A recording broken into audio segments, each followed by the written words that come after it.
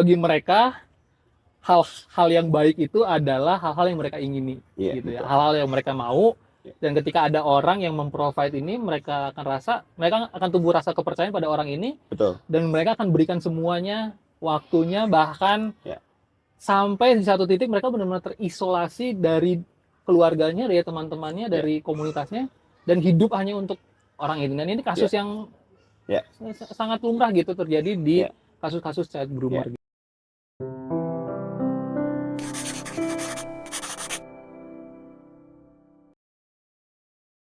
Selamat datang kembali keluarga-keluarga Indonesia dan juga generasi muda yang di Indonesia di suasana sore hari yang santai tapi serius ya. Udah Karena mulai kita, agak gelap nih, Kak. iya, karena kita membahas topik yang serius masih lanjut. Yap. Kita lagi discuss tentang generasi muda karena kita concern banget dengan generasi muda di Indonesia. Bersama dengan Kak Jonathan juga dari No Apology sebagai trainer. Ada satu topik yang saat ini juga sedang hot gitu ya, yaitu tentang child grooming, bro. Kita kan di No Apology juga ada ngomongin tentang Betul, kita mention topik juga. ini, child grooming.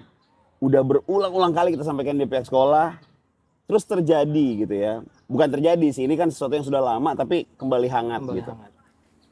Kita nggak mau bahas siapa orangnya, tapi lebih kepada bagaimana kita address ini dari sisi No Apologies itu sendiri gitu. Kalau menurut Kak Jonathan sebagai trainer dari No Apologies, apa sih itu child grooming? Ya mungkin untuk parents yang mungkin agak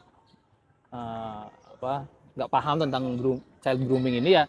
Child grooming ini kurang lebih sebuah proses gitu ya, dimana seseorang yang dewasa ya, yang lebih tua itu membangun hubungan, kepercayaan gitu ya, dan ikatan emosional kepada seorang anak, biasanya di bawah umur gitu ya, agar mereka bisa memanipulasi dan mengambil keuntungan dan pada akhirnya secara seksual tentunya melalui dengan anak ini gitu. Dan jadi tujuan orang dewasa ini sebenarnya adalah untuk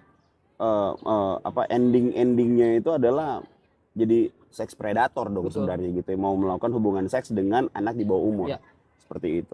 Dan kasus di Indonesia sebenarnya sudah cukup banyak, tapi memang mungkin perlu keberanian untuk mengangkat ini ke permukaan, karena sesuatu hal yang nggak mudah untuk diceritain. Dan kita encourage bagi korban-korban yang maksudnya kita appreciate juga untuk karena ini sekali lagi berani speak up itu bukan hal yang mudah, khususnya untuk hal-hal yang mereka alami secara khusus di seksualitas gitu ya. Betul. Dan biasanya child grooming ini kan terjadi di sosial media kan, bro. Karena hari-hari ini karena kalau dulu anak itu mau keluar segala macam kan izin sama orang tua apa, kalau ada jam malam lagi. Ada jam malam. Kalau sekarang mereka pergi kemana-mana orang tua nggak tahu.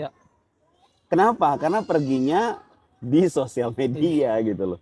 Berselancar di sosial media dan nggak ada batasnya. Ngobrol dengan siapapun. Dan orang di seberang sana bisa menjadi siapapun. Dia nggak harus menggambarkan dirinya sebagai orang dewasa, bisa jadi kayak anak umur sebaya gitu. Dan ya kita nggak bisa benar-benar tahu mereka lagi chat dengan siapa, ngobrol dengan siapa gitu. Dan memang pernah ada kasusnya juga, parents, di mana ada seorang dewasa yang dia mengaku sebagai seorang perempuan, terus mendekati anak perempuan, berteman, pas ketemu ternyata laki-laki parubaya gitu ya. Yang ini, waduh, cukup concerning gitu loh, tentang bagaimana peran orang tua di rumah itu akan sangat-sangat menentukan bagaimana anak ini meresponi child groomer. Karena memang pada biasanya kasus ini tuh late detected gitu. Betul. Sangat sulit dideteksi karena orang-orang yang sorry to say ya, orang-orang jahat ini memposisikan dirinya awalnya tuh nggak seperti sebagai orang baik, sebagai malaikat, dikasih gitu, apa yang diingini gitu ya. Apalagi kalau anaknya itu tidak punya hubungan yang baik atau cenderung relasinya kurang baik dengan orang tua. Misalnya itu jadi di rumah dia minta apa nggak dikasih, ternyata orang ini kasih dan bertahap sampai akhirnya itu. Betul. Manipulasi. Berarti di sini kesimpulannya hubungan anak dengan orang tua juga menjadi salah satu faktor yang sangat-sangat menentukan Betul. bagaimana seorang anak ini dapat meresponi ketika dia mengalami child grooming atau misalnya ada potensi terjadi Betul. child grooming. Nah, ya I don't know buat parents di sana hari-hari ini mungkin kerja sibuk dan lain-lain ya. Ya. Tapi kehadiran orang tua di rumah itu sangat-sangat menentukan Ya. gitu. Bukan hanya dari sisi waktu dan kualitas bersama, tapi juga sebagai safe place buat anak gitu. Ketika kepercayaan itu terbangun, maka orang tua anak itu juga gampang gitu untuk cerita apapun yang sedang terjadi tanpa ada yang ditutup-tutupi. Karena gitu. gini bro, secara logis aja ya, setiap orang itu manusia pada umumnya ya punya kebutuhan untuk dikasihi, dianggap gitu ya. Ketika mereka nggak dapat itu di rumah, maka secara masuk logis mereka akan cari itu di luar dan kalau dapatnya yang seperti itu gitu child groomer maka akan sangat bahaya gitu impactnya.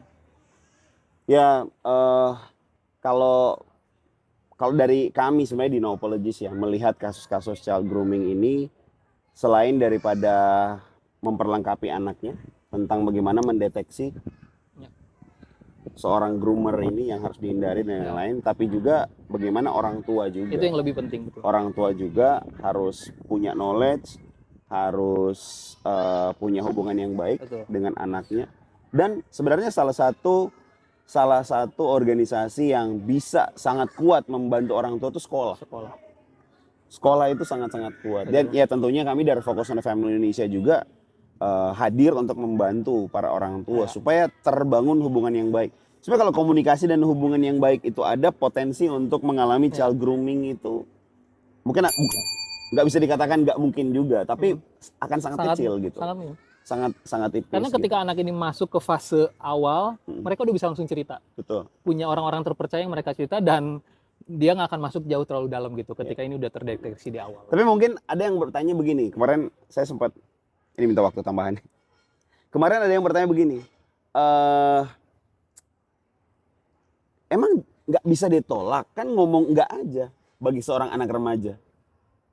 Saya sebenarnya tergelitik